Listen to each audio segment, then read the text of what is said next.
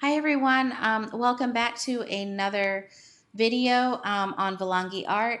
If you are new to this channel, welcome. This channel is all about helping teachers, helping students, and helping other artists out there. I am not going to waste your time. I'm going to dive right into the talking points. So throughout this video, I am going to talk about classroom management techniques. I'm also going to talk about a call and response system that a lot of teachers do in their classroom to help have control in the classroom with a lot of students as well. I'm also going to talk about different items that can create organization in the classroom. So I hope you find this video beneficial. Don't forget to hit subscribe at the end of this video if you really love the content, and definitely hit that share button, guys. And let's get started. So, when you end up going to an interview as a teacher, one of the biggest questions that is usually asked is, how would you describe your classroom management? For a new teacher, that can seem like a daunting question because there's so many parts to classroom management. And it's very hard to explain classroom management as well because there's so many different parts. So let's just get started. So, classroom management is something that you get better at each year you teach. But it is definitely a question that usually every administration and every principal will ask you, how would you describe your classroom management? So, because classroom management does have a lot of parts, that is a very hard question to answer. So, like I said, classroom management is something that you work on each year. You get better at. You share ideas with other educators. You research different techniques that work for your subject matter. Just to share a little personal story, I started off teaching preschool for about 7 years. Preschool is a wonderful introduction to classroom management. And I only say that because little kids cannot communicate on everything they need to tell you. So, teaching a bunch of kids the routines of a classroom when they can't really talk back with you can be a challenge and a struggle. So I really learned how to do classroom management from teaching preschool. I think preschool is a wonderful place to kind of get trained on classroom management, and I would encourage anyone to kind of start there and then kind of work their way up. I quickly realized I did want to teach for the public school system. I wanted to make more of a difference, especially with the arts. So I went ahead and dived right into teaching middle school and high school for my first position for the public schools. And it was definitely a challenge. I'm not going to pretend that I knew everything my first year. I did not. I knew my subject matter. I knew how to teach art. I knew how to get other people who are into the arts kind of excited about the arts. But I knew nothing about classroom management. And so I quickly realized, my first day, I was so excited. I had my my PowerPoint ready to go. My slides were ready to go to show the students. I had a nice little slideshow about who I was. I was ready to talk with them too and just do a nice little presentation. I quickly realized that the students were not listening to me. And it is funny to think about it now, but at the time it was like really overwhelming and I didn't really know what to do in that situation. Kids started actually making airplanes, kind of throwing them across the room. Different things started taking place in the room. Kids passing pencils, but instead of passing them nicely, they were just throwing them to each other. Oh, we're going to do drawing today. Let's throw a pencil to another table. And basically everything from throwing things in the class to walking out of my class without permission.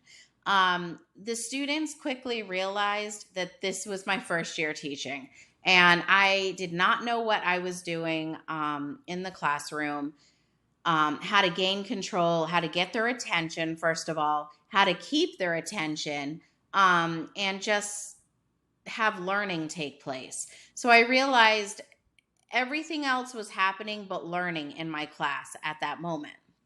So basically, students were giving about 3% effort in my class at that time, and I was giving 100%. And I was thinking to myself, this is not going to work, and I'm not going to last in this industry very long, this choice of a job to teach, if I cannot get a handle on my classroom. So that was my first year teaching. I did show up the next day. There were days I went home upset, but that goes with any first year teaching, second year teaching.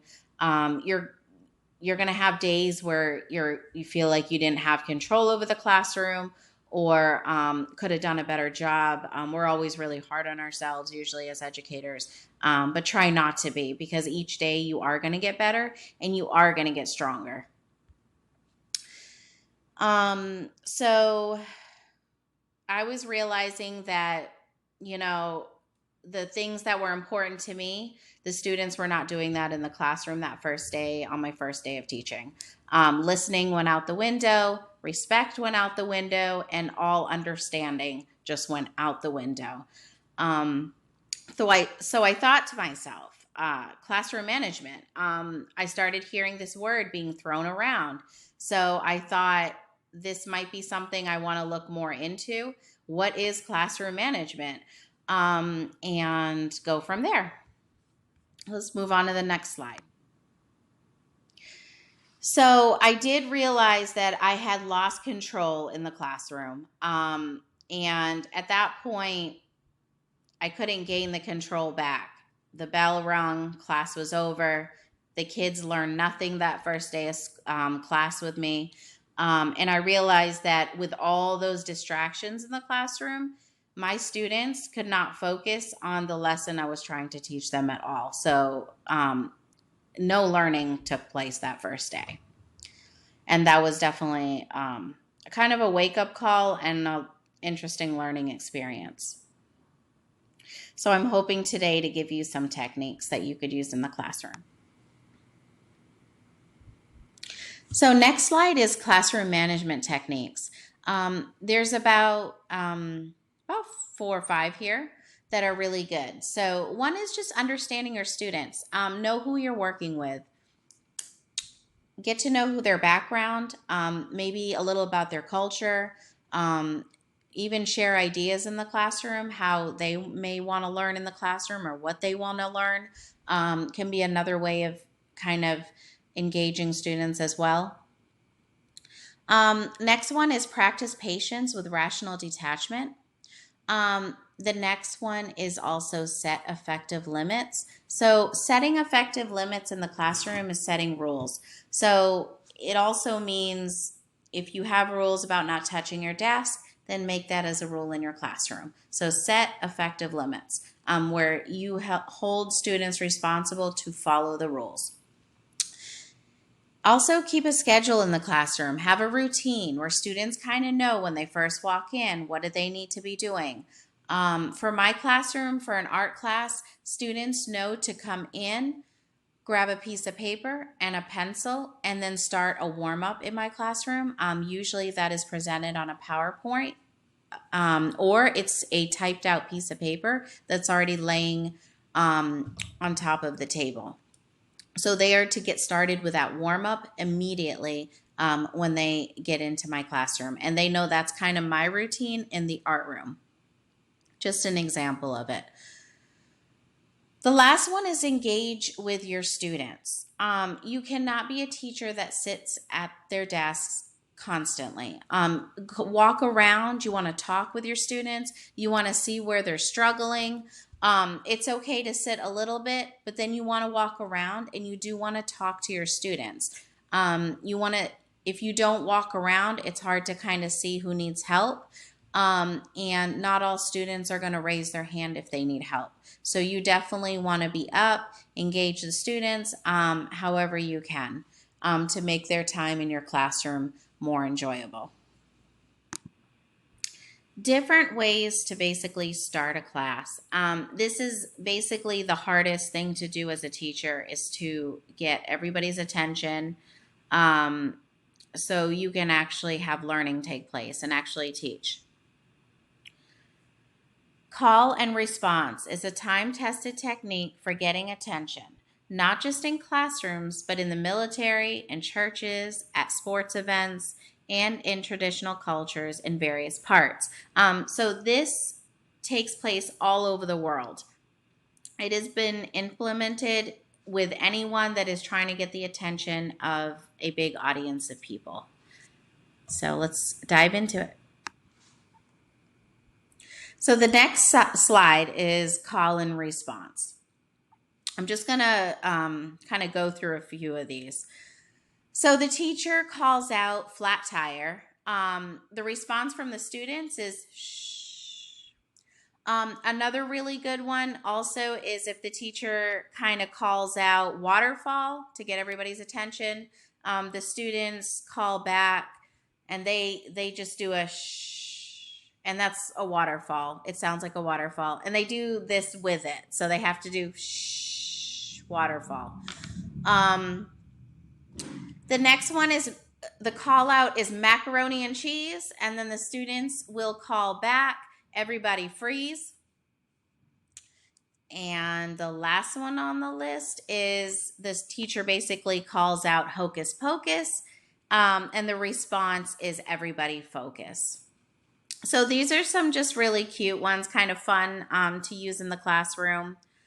Um, and I definitely use the waterfall one with my kindergartners and my first graders. They love it. So I kind of yell out waterfall and then they go shh. It usually works. But if I only have one or two students kind of do the shh sound back to me, then I know as a teacher that I need to maybe yell it a second time and then everybody joins in.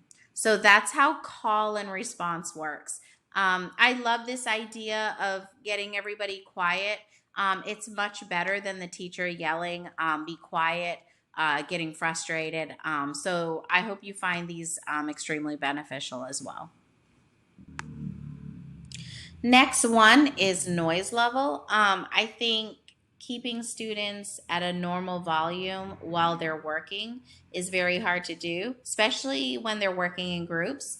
Also, letting them know just when they're in individual work mode how loud they should be.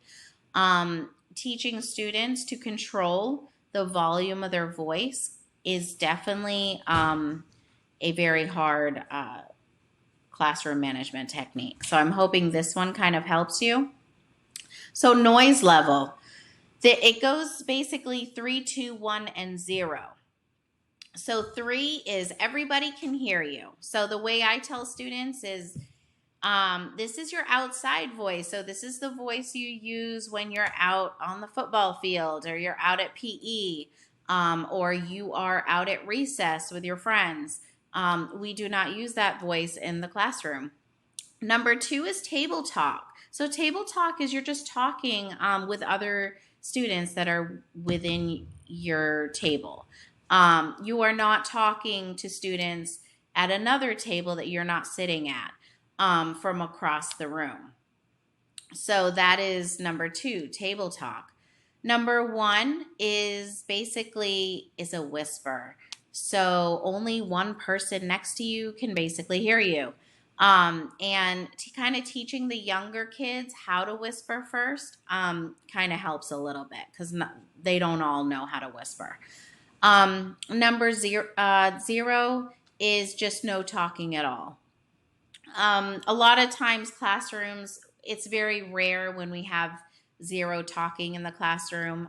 That's usually due to testing, only when we're kind of putting a test out there.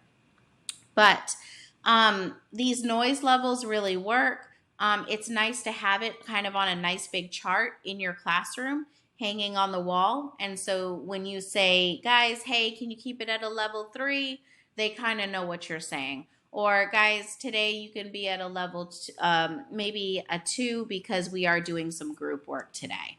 So just different ways to kind of integrate that into your classroom, this chart. So I hope this is helpful as well. So, when you're dealing with so many different personalities in the classroom, which are all your students, and they're kind of mixed up all in one room or area, whether it's PE or in any subject matter that you teach, um, disruption does happen. You have students that come in and they will just have a goal to kind of disrupt that class. So you need to find ways to kind of stop the disruption before it even begins. Some items that you can kind of implement in your classroom are little classroom timers. You can set them and then they kind of go off when work time is over for the students. If they can hear something, that's even better. Like, for example, the timer. A chore chart also helps. This really helps my art class because I give different students chores to do, whether it's pick up pencils, clean out brushes, kind of push in all the chairs. They love to have a chore. It gives them some responsibility in the classroom. And you also want to reward their efforts with creating a chore chart as well. Demoing everything you do in the classroom will always help keep disturbance down, especially for students that are having trouble following along. And I would say for most classes, try to leave some time for sharing. Students love to talk. They want to talk about who they are. They want to share about who they are. So if you can give a small window of time in whatever you're teaching for students to have a little bit of time to talk, it's really important for them because that is part of their growing up. It's actually healthy for them to have an option to talk throughout the day. As long as the volume, like I said, is controlled. And that's what basically this whole video was on, is just control in the classroom and classroom management. Next slide.